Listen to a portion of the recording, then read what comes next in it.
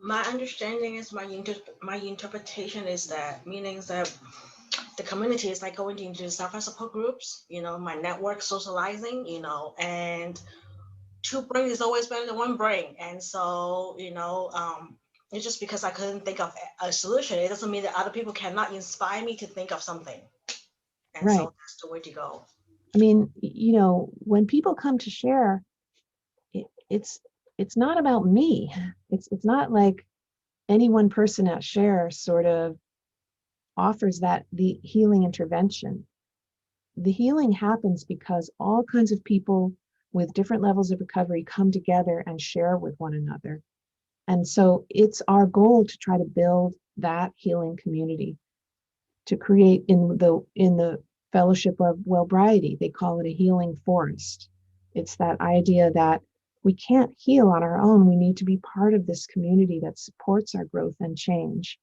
And the intervention comes out of us shaping that community. This is why we spend a lot of time thinking about how do we attract more self-help support groups to take place at our centers? How do we try to increase the attendance at those self-help support groups? How do we make sure that people with lots of recovery and people with little recovery come together to share? It's because when that community starts forming is when the miracles and the transformation starts happening. It's when, uh, it's really not like I've been working on my recovery for a long time, but that doesn't mean that I'm any, more knowledgeable about it than anyone else. In terms of my role at Share, I'm just another piece in the community that's forming. So the staff are not like the gurus who deliver recovery to everybody. The recovery comes out of that healing community.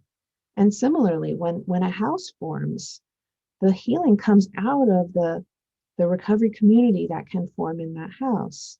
Like and sometimes people come together and there's a lot of conflict. That doesn't mean that a community can't form. You know, when you bring together people of different backgrounds, there's probably going to be misunderstandings. There's probably going to be struggles. And at the same time, a lot of amazing things can come out of that. So we're trying to, how do we foster that kind of amazing growth that we may have experienced as people who go to meetings and participate in that recovery process.